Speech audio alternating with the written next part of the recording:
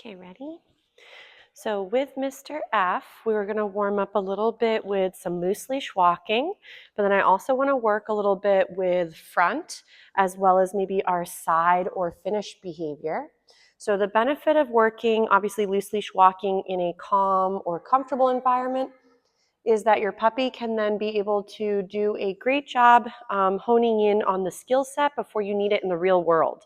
So if, again, your puppy is giving you a hard time, remember they're having a hard time. So I'd recommend gain their attention, see if you can work a little bit with some loose leash walking in and out of your home front. So this could be inside your home, it could be up and down your hallway. It could be, again, in your yard. So that way we're sticking to the home front or zones where your puppy feels most comfortable and confident.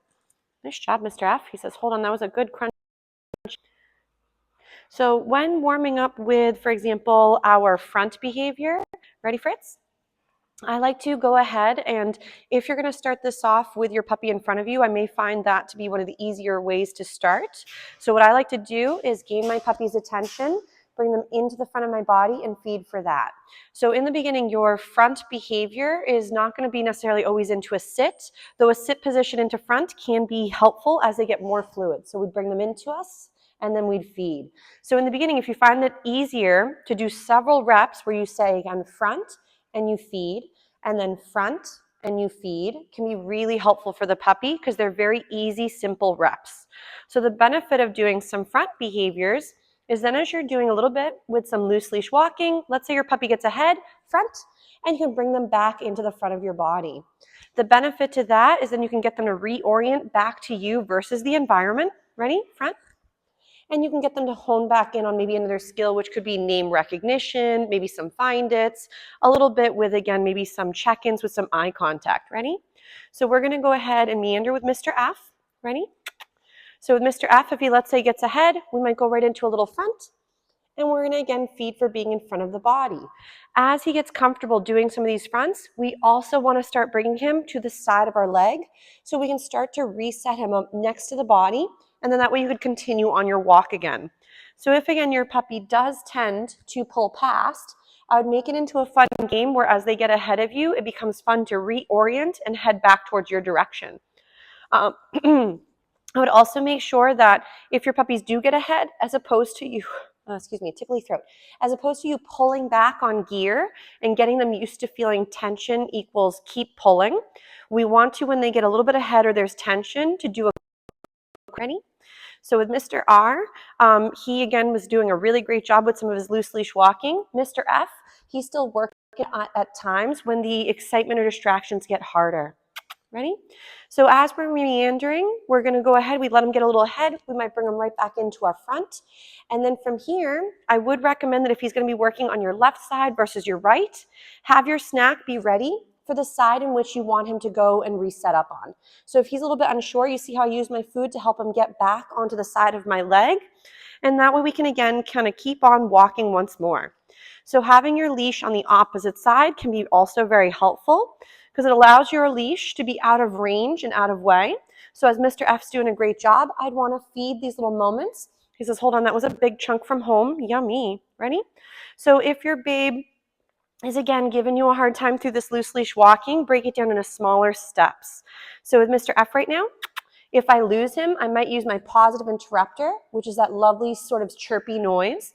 And they tend to respond real nice to it because it's always equaled a really nice check-in and good things are about to happen. So very nice. Good job, Mr. F.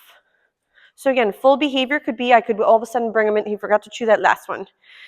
Oh my goodness. So let's say Mr. F's doing a great job. I'm going to get his attention, bring him back into the front of my body, feed for that. And then I'm going to take my next little snack, ready, and bring him off to the side of my leg and then set him back up where he's next to me. Good job, sir. He's going to go find the snack he dropped earlier. Good job. Ready, Fritz?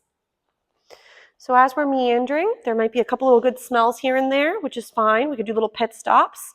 I would also recommend your loose leash walking to not be super regimented. So what I mean by that is you might do a few minutes, ready, Fritz, of some loose leash walking. He's hearing his neighbor doing some drinking. But let's say your pup is, again, having a hard time. I'd let them go take a little break. Maybe they go and do some sniffing of the environment. Maybe they go do a couple little find-its, kind of get more decompression out. Because if your babe is constantly having to focus on you and think about how fast or how slow they're going in relation to your walking pace, the trouble there is it tends to be rather boring or a little overwhelming for the beauties. So I would recommend to break it up into little steps, do a few minutes of loose leash walking with a little bit of exploration or maybe even some find-its. Ready? Nice. So we give them a little breather from that exercise, and then we'll bring them back in for a little bit more thinking. Nice job, Fritz. Ready? So again, we get his attention, if I need to, right on his little nose first to show him what we got to earn for as he's practicing, and then we start moving. Nice job. Ready, Fritz? So again, that little positive interrupter, yes. Feed for that little moment. Nice job. And we'll keep going. He says, oh my goodness, my neighbor's drinking again. Is that so funny? Ready? Fritz, find it. So remember, if let's say he sometimes has a little moment where he gets a little bit frazzled, a little overwhelmed, I wouldn't try to force him through something, but almost give him an alternative behavior you'd rather have him do. Ready, Fritz? When he gets a little bit flustered or overwhelmed. Ready? Find it. So sometimes you could even go into the breadcrumb trail. So again, this is where you didn't see that one, but you'd go ahead and instead of feeding directly to your puppy, you could feed the floor. So as you're meandering through the environment, ready, Fritz? He's like, what is my neighbor up to? Is you could go ahead, go right to his little sniffer, just see if we can get some attention. Ready? Nice job. He says, but my neighbor is coming to visit. I know, what's he doing with the blanket? Ready? Find it. Good job. He's doing a lovely job. So